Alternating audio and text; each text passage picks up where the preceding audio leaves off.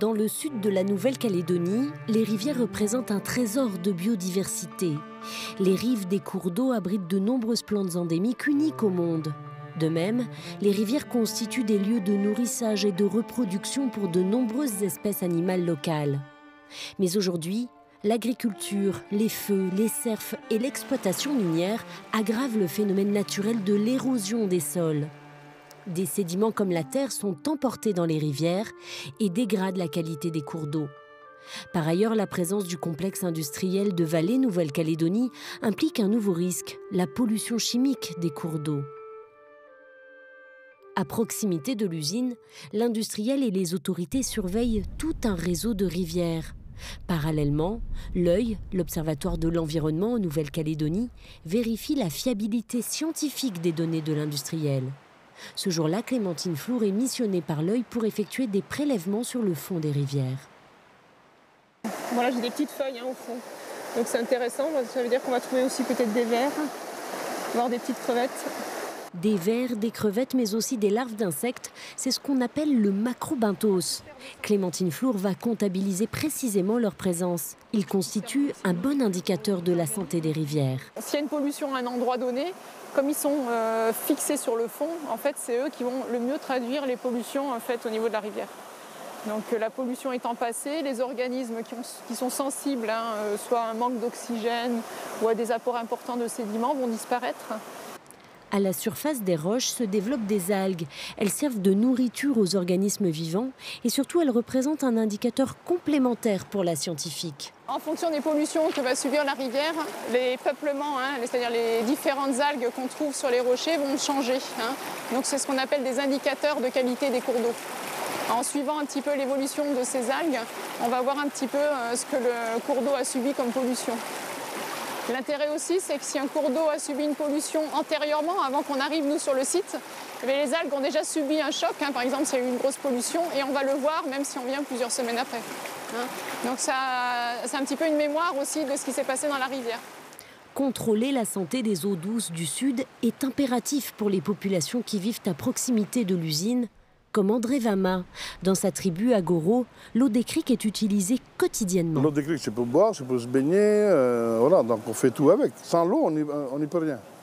Donc l'eau est primordiale. Donc vous avez peur qu'elle soit polluée? On a peur qu'elle soit polluée, on a peur que ça tarisse demain par rapport à je parlais de l'extraction minière. La pollution, une peur qui fait écho à 2 incidents. Le dernier remonte au 8 mai 2012. Une fuite se produit à l'usine de production d'acide sulfurique de Vallée Nouvelle-Calédonie. Plusieurs dizaines de mètres cubes d'acide s'échappent et sont contenus dans les bassins de rétention, d'après l'industriel. Immédiatement, l'œil mandate un scientifique sur place pour vérifier l'absence d'impact. Nous le suivons ce jour-là au crique de la baie Nord. Il utilise la même technique que Clémentine Flour, un prélèvement des organismes sur le fond de la rivière. Il effectue ces prélèvements sur 2 cours d'eau, l'un hors zone d'influence de l'usine, là où il ne peut pas y avoir d'impact, et l'autre là où il y a un risque potentiel de pollution. Dans son laboratoire, il analyse les prélèvements. La technique, dans un premier temps, ça va être une comparaison donc des larves d'invertébrés qui sont présentes dans chacun des 2 jeux d'échantillons. Donc voir si on a les mêmes espèces qui sont présentes sur les 2 stations, voir qui c'est qui est absent, qui c'est qui n'est pas, qui c'est qui est présent sur les 2. Et en fonction de ça, on verra s'il y a eu passage ou pas d'une potentielle vague acide qui aurait pu enlever certaines espèces sur la station qui est située dans la zone d'influence. Après avoir effectué ses premières analyses, Yannick Dominique peut enfin tirer les premières conclusions de ses observations. Selon les premiers comptages qui ont pu être effectués jusqu'à présent, a priori, on verrait qu'il n'y a pas d'impact donc sur la station qui est située dans la zone d'influence de l'incident. On retrouve l'ensemble des espèces qui sont présentes sur la station. Elles sont présentes en abondance. Donc a priori, sur ces premiers résultats, il semblerait qu'il n'y ait pas d'impact de l'incident sur le cric. Cette fois-ci, le pire a été évité. Mais en avril 2009, une autre fuite d'acide avait-elle causé des dégâts? Toute la population de poissons du bras principal de la baie Nord avait été éradiquée. Nous retournons dans le sud avec Yannick Dominique et ses collègues. L'Observatoire de l'environnement leur a demandé un état des lieux du repeuplement du Cric 3 ans après l'incident. Ils veulent savoir si les poissons sont revenus. Pour leur étude, ils utilisent la pêche électrique, une technique étonnante. Elle permet de relâcher les poissons vivants après les avoir analysés.